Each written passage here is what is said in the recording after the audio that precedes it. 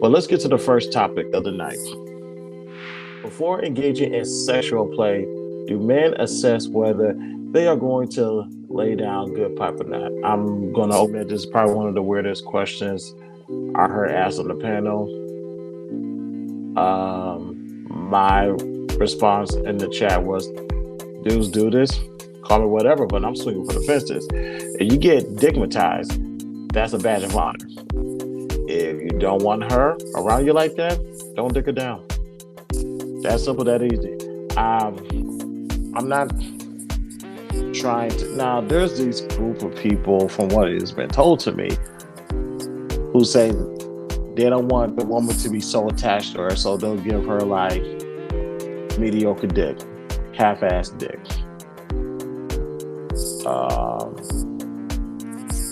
No, I don't. If I'm giving you half-assed anything, I'm not doing it. I don't care if it's in the bed, out the bed, doesn't matter. I'm trying to blow your back out. I'm trying to make sure when you go to bed at night, you think of me, you miss me when I'm not around, and you're happy when I come around. I don't understand that mentality of those who think like this.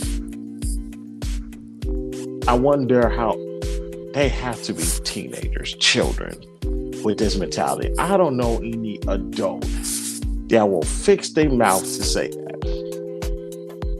That's some childish shit. That's why children should not engage in activity that is restricted for adults. Well, personally, I believe marriage, but hey, it is what it is. Now, let's get to the panel. I agree with what the real pressure say. Keep your sex life to yourself. Before I got married, all I do say marriage belongs to sex belongs to marriage couple. Then I didn't always move like that. And one thing I'm trying to do is make sure my seed doesn't move like that neither. Now, pressure said, basically keep your sex life to yourself. What goes on in my bedroom or her bedroom is none of the world's business. My partners will be surprised on the people that I slept with. And the reason why they'll be surprised is because they didn't know that I'm just slinging dick around. Now, granted, if I'm in a relationship, I'm in a relationship. I stay faithful. But the times I was not in a relationship, which was not that many times. Matter of fact, I think I can count on one hand how many times I've not been in a relationship. But the times that I was not in a relationship, I was slinging dick from here to there. This campus, the other campus, other campuses, other side of town. And when I mean campuses, I'm talking about college, of course. So yeah, let me get my words correct. I am a reformed whoremonger.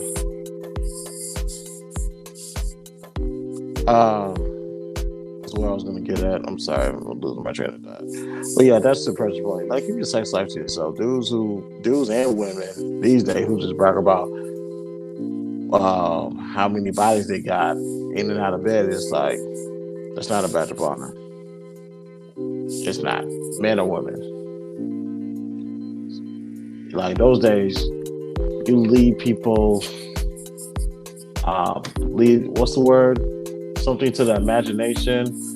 Let people think it, but not to confirm it, whatever.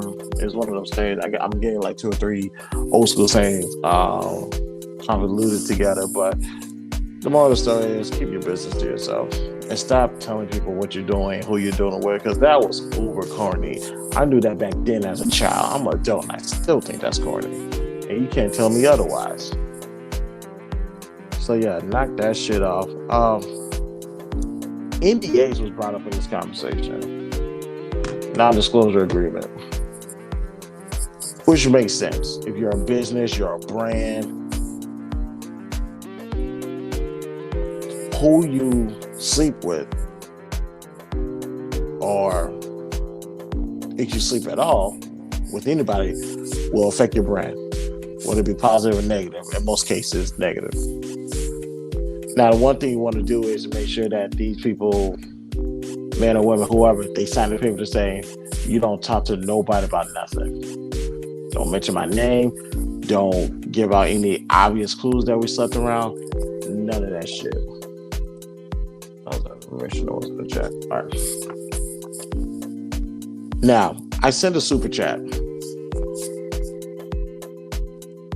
It was a real question. What's an NDA to a broke person? Because that's the consequences of an NDA. It's a civil. It's not criminal, civil. They violate that, they can take you to court, they can sue you. Which I agree. We made an agreement, you backfired. I need to hold you accountable for that. But if we're talking about financial compensation, what's an NDA to a broke person? Like, seriously. Like, let's go back to when I started thinking about this. I believe there was during Donald Trump's time in office, a stripper came out of the work. There was an NDA already in place, but she violated. And although I don't know the outcomes of that, it led to the question of, what's the point of suing her? She ain't got no money. What you gonna do? As a matter of fact, I think she brought it up. Like, how you gonna sue somebody that ain't got no money? Like, what you gonna get out of it? Just a thought. We want people to keep their mouth shut, but it's just, what's the point? At this point, you just gotta be careful who you rock with and who you sleep with. Next up, somehow that led to B. Taylor's and Anton going at it. What was it? With that conversation, and here's what B. Taylor did throughout the night, which is relatively annoying. Instead of focusing on the question, she'll deflect it on men. And it led to the topic of Me Too being brought up. And basically, her and Anton going back and forth. And let me just say this about B. Taylor, about her talking points. Let me make this clear. Fellas, beware of involving yourself with a woman who's run away from an ass whooping. What do I mean by that? Not a physical ass whooping. Just want to clarify that. If you do something wrong,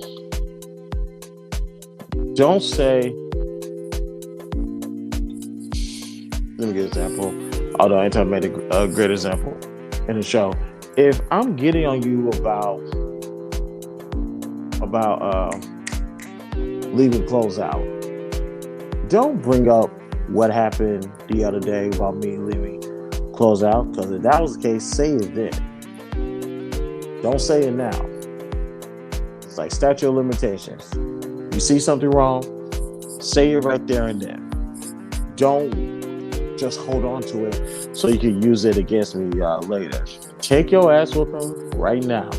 And truth be told, that's a clear sign that women are either A, not good leaders, or B, they don't need to lead. Men, we're just gonna have to take that shit. Women, they try to find some way to deflect. I'm personally tired of it. I've been hearing people deflect blame all day today, especially on Clubhouse. And to turn on the YouTube to hear somebody on the panel do it is relatively annoying. And that's not the first time she did that. She did that throughout the broadcast of tonight's show. When we're talking about a topic, she brings it back on the men. Now, I will say this. There needs to be a topic for B. Taylors of the world to just go off. Like maybe just once out of the month or whatever the case may be. Let me give one topic to B. Taylor. Here you go, sweetheart. Do you? This is talking, referencing men. Go off. And let it go off. Because right now, with these conversations that is being had, it's not talking to the men in the way she wants it to be addressed. Like, we'll get into it later, but if there's a point where women need to take accountability, you don't need to bring men into that equation to soften the blow. Take the full ass whipping that is deserved at that time. And that's be the biggest issue when men talk to women right there. I'm being honest. Ladies, you need to stop doing that, or you're going to find yourself alone. Because what year are we in right now? Not 2023, that's not what I'm referring to. I think we are in year... When did I start prophesizing this situation? That was the first year, second year.